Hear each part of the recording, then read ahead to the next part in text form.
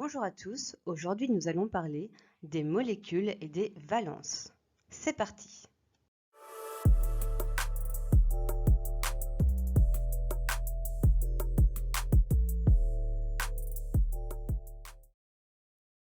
La valence d'un atome, d'un élément ou d'un groupement est la capacité de liaison de cet atome avec l'hydrogène. La valence permet de connaître le nombre de sites de liaison que possède un atome. Elle s'indique toujours en chiffres romains. Par définition, l'atome d'hydrogène possède toujours un seul site de liaison ou un crochet. Comment connaître la valence d'un atome? Pour ce faire, nous allons partir du tableau périodique des éléments. Les valences des éléments des familles A peuvent être déterminées à l'aide de ce tableau. En effet, pour la famille 1A, la valence associée sera 1. Et on voit qu'il y a un modèle crochu, donc avec une liaison. Pour la famille 2, la valence associée sera 2 et on voit un modèle crochu avec 2 crochets. Ainsi de suite pour la famille 3A et 4A. À partir de la famille 5A, le nombre de valences associées rediminue. Donc pour la famille 5A, on aura une valence associée de 3, avec 3 atomes crochus pour le modèle. Pour la famille 6A, on aura une valence associée de 2, la famille 7A, une valence associée de 1. Tandis que pour la dernière famille, c'est-à-dire la famille 8, eh bien, il n'y a pas de valence. Pourquoi? Eh bien, parce que ce sont les éléments qui sont partis de la famille gaz rare, et donc eux, ils ne se lient pas avec d'autres atomes. Prenons l'exemple du sodium. Le sodium fait partie de la famille 1A, donc il a la valence 1. Juste à côté de lui, on voit le magnésium, qui fait partie de la famille 2A. Donc, il a la valence 2. Prenons maintenant l'azote, il fait partie de la famille 5A et donc il a la valence 3.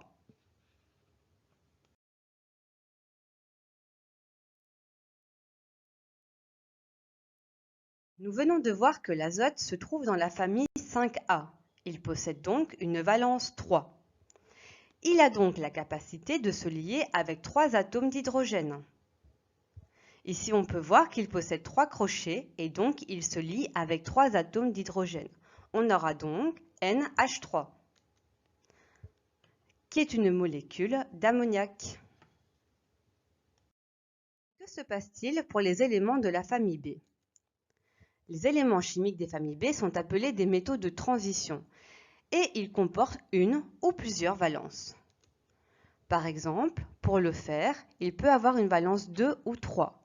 Le cuivre, une valence 1 ou 2, le plomb, une valence 2 ou 4, et ainsi de suite pour les autres éléments. Bien sûr, ces éléments seront à connaître avec leur valence. Pour les groupements, eh bien, c'est la même chose, ils ont leur propre valence. Pour le groupement ammonium, NH4+, il a la valence 1. Pour l'hydroxyde, le nitrite, le nitrate, l'hypochlorite, le chlorite, le chlorate, le perchlorate et aussi le permanganate, ils ont tous la valence 1. Pour le carbonate, il a la valence 2. Sulfite, sulfate, ils ont la valence 2. Et pour le phosphite et phosphate, ils ont la valence 3.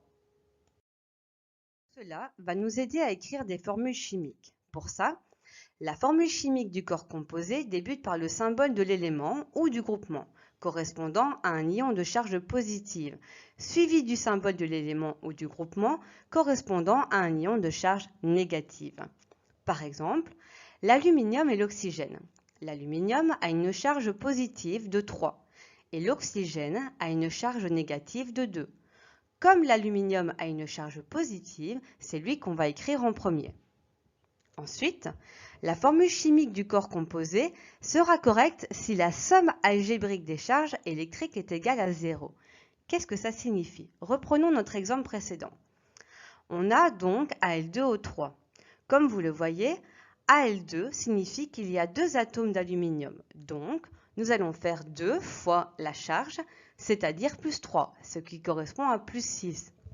Pour l'oxygène, on a donc 3 atomes d'oxygène, donc on fait 3 fois la charge de l'oxygène, donc moins 2, et on obtient donc moins 6. Moins 6 plus 6, eh bien ça fait bien égal à 0.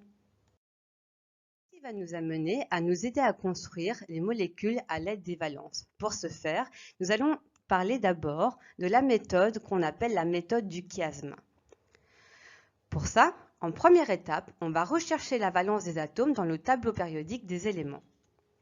Et on va indiquer sous chaque atome sa valence en chiffres romains. Pour l'aluminium, la valence est de 3 et pour l'oxygène, la valence est de 2. Ensuite, nous allons croiser les valences des atomes qui deviennent les indices de la molécule.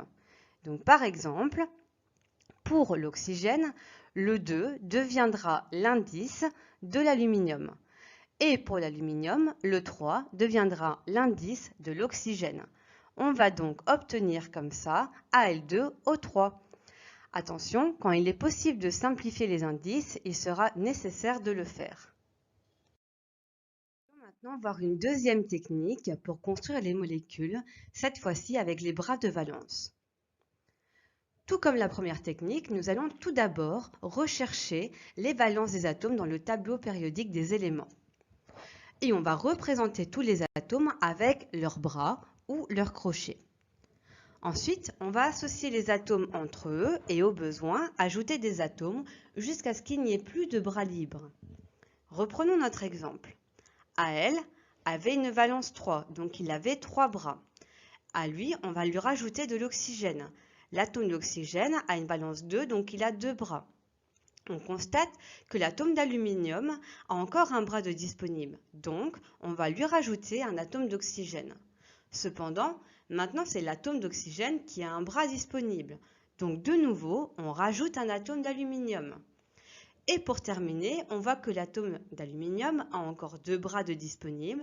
En rajoutant un seul atome d'oxygène, on arrive enfin au fait que chaque atome a tous ses bras qui sont liés entre eux. Maintenant, on peut obtenir la formule Al2O3 car il y a bien 2 atomes d'aluminium et 3 atomes d'oxygène.